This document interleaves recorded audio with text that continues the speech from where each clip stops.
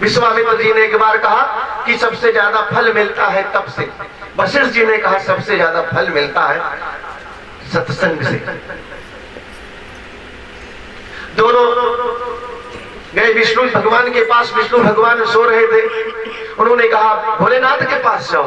भोलेनाथ के पास जाते हैं तो भोलेनाथ योग आसन में थे। उन्होंने कहा शेषनाग के पास जाओ।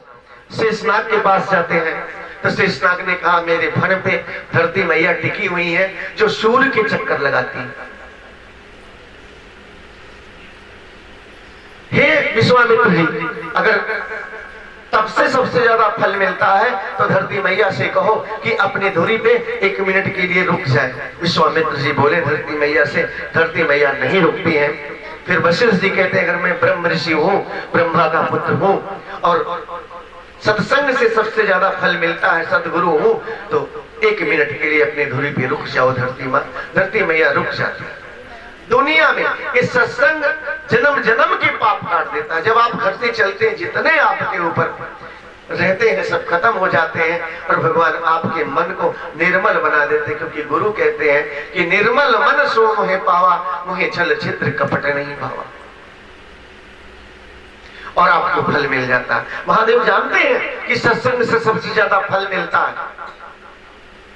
इसलिए भोले बाबा अजर अमर अविनाशी मैया के 51 बार जन्म हुए और हर जन्म में उनका निधन हुआ। क्योंकि बार बार महादेव जानते थे, चाहते थे कि मेरी पत्नी सत्संग सुन ले।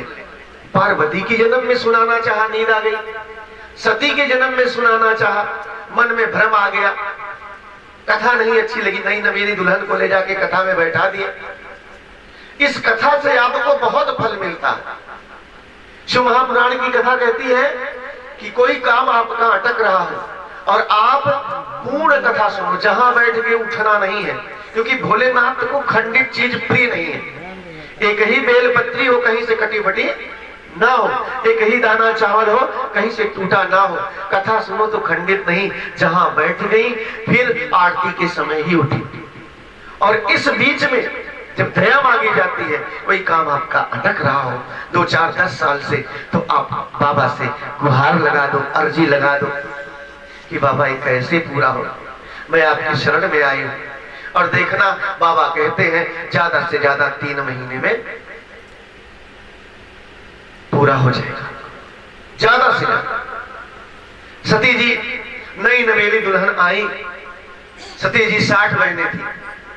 राजा दक्ष के 60 कन्याएं और 61वीं सती जी। अब अकेली दुल्हन पर्वत पे रहने लगी, अच्छा ही नहीं लगे।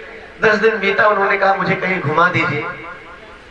और महादेव घुमाने को ले गए। कहा सत्संग में। एक बार त्रेता जुग माही, शंभु गए कुंभज ऋषि आए। बाबा कुंभज ऋषि अगस्त्य ऋषि कथा कह रहे थे राम की, और ले जाके बैठा दी। और 10 दिन की आई दुल्हन, वो तो कहीं और घूमना चाहती थी, उन्हें कथा अच्छी नहीं लगी। और महादेव आत्म विभोर हो गए राम की कथा सुन के और कहते हैं कि हे राम जी, मैं बेचैन हो गया हूं आपके दर्शन के लिए। अगर सत्संग से सबसे ज्यादा फल मिलता है तो जल्द से जल्द आपके दर्शन मिले। सती जी को कथा नहीं अच्छी लगी, सती जी बोर हो गए। उन्होंने कहा इस कथा से अच्छा तो मेरी मौत आ जाती। कुंभज बाबा चौंक जाते, सती को देखते हैं। महादेव उठ के जाते, क्या बात हुई? बोले ये बहुरिया तो आपकी पत्नी आपसे संतुष्ट नहीं है, इन्होंने मौत मांग ली। महादेव ने इशारा किया, बोले इतना घुमाऊंगा कि जब तक ये संतुष्ट ना हो जाए। और घुमाते घुमाते वही राम का वनवास हुआ था, सीता हरण हुआ था। और राम जी ढूंढ रहे थे मैया जानकी को, विलाप कर रहे थे। राम जी ढूंढ रहे थे, विलाप कर रहे थे। उसी समय महादेव सती को बैठा के लेके जा रहे थे और राम जी विलाप कर रहे थे। उसी समय ढूंढ रहे थे और राम का दर्शन हो जाता था। कथा में मांगे थे कि जल्दी दर्शन चाहिए, और देखिए कथा में मांग पूरी हो गई। राम को रोता देख के महादेव रोने लगते हैं। सती जी को आश्चर्य होता है, आप क्यों रो रहे हो? बोले नारायण, बोले मुझे विश्वास नहीं है, मैं परीक्षा लूंगी। देखिए वही सती जी ने राम की परीक्षा लिया सीता बन करके। एक ही कथा, राम का दर्शन उन्हें सुलभ हुआ और राम का दर्शन उन्हें मौत का कारण हुआ। परीक्षा लिया और सीता बन के और महादेव से झूठ बोल दिया और फिर आगे जाकर के अपने पिता के यज्ञ में कूद करके जान। ये कथा है, सत्संग से सबसे ज्यादा फल मिलता है आपको।